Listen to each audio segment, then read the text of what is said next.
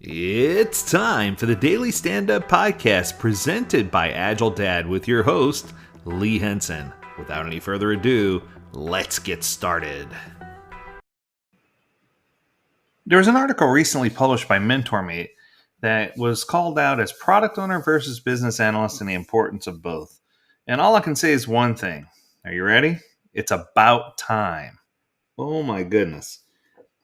For years, I have been saying that these two roles really do blend well together in an agile organization and that they each have distinct capabilities and things that they need to do, but there is some overlap.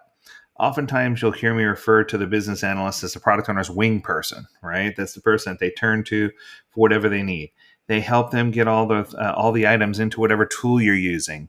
They help them understand and put their thumb on. So the BA puts their thumb on the pulse of the consumer and understands all the consumers' wants, needs, whims, desires. They understand the consumer implicitly. So I think that if you can make a distinction between these two roles with the understanding that they do overlap, I think that it's going to make it a healthier environment for Agile. So here's what they said at MentorMate.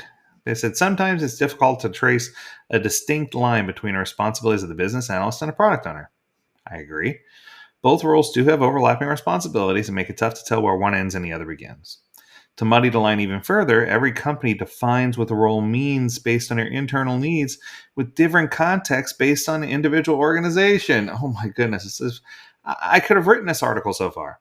As such, a product owner might have more of a business analyst role in some companies, and a business analyst might feel more like a product owner in others. Okay. So then they start to draw a distinction between the two.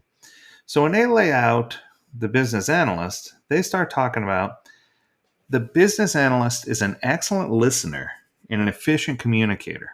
I agree. This is the person who has to maintain dialogue between all interested parties.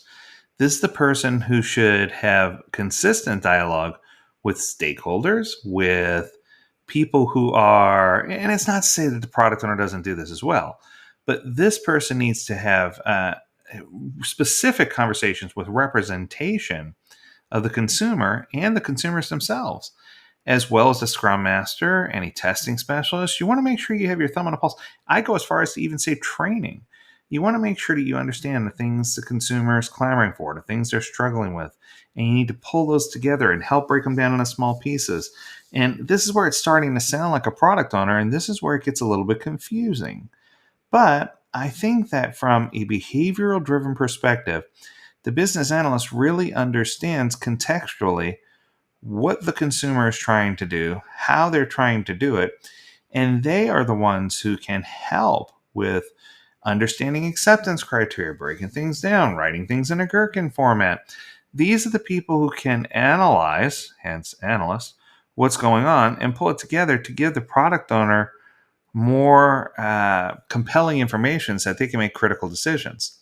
The product owner is the visionary and skilled strategist.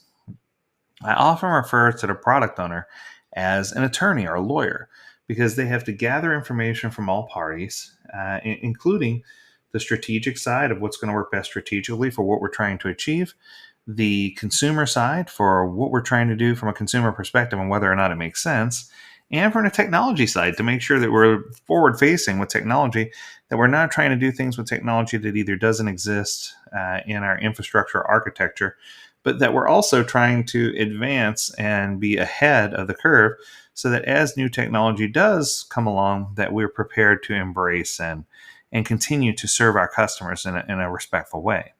So I think that that's a challenge for a product owner to be able to consume all that. And obviously, they're going to have overlapping things with the business analyst, where they're going to talk about priorities. Specifically, what types of things the consumer wants versus maybe what the functional analyst will bring to the table and talk about what strategically is in the best interest.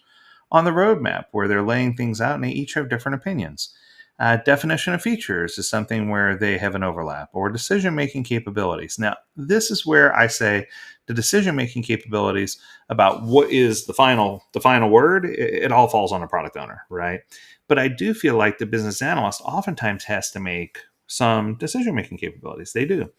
And I think that they need to include themselves as part of the product ownership decision making tree. Now, it doesn't mean that I want to make sure I'm clear here. In no way am I advocating for product ownership by committee. In no way am I saying that multiple people should have final word on what the product owner says is yay or nay. What I'm saying is that the product owner's job and set of responsibilities is so vast that they often need to lean on a BAFATA, business analyst, functional analyst, and technical analyst, to get input so that they can make critical choices and critical decisions. And I just think it's been a long time since I heard someone call out and say, hey, our business analyst does have a separate set of responsibilities from a product owner. And while they do overlap a little, it's more in a unison, let's work together type thing, as opposed to a conflict, let's figure out who's right and who's wrong. And while I've been saying this for years, it's just refreshing. It's a breath of fresh air for me to actually see an organization make a public post, talking about the importance of having both. So bravo. Congratulations, MentorMate. I applaud your article. I think it's great. And yeah, we're going to leave it at that. That's going to do it for today's episode of the Daily Stand Up. If you have a topic you'd like for us to cover, feel free to reach out. Learn more at agiledad.com. We'd love to hear about your topics. And as always, we encourage you to stay healthy, stay well, and stay agile, my friends. Until next time, do take care.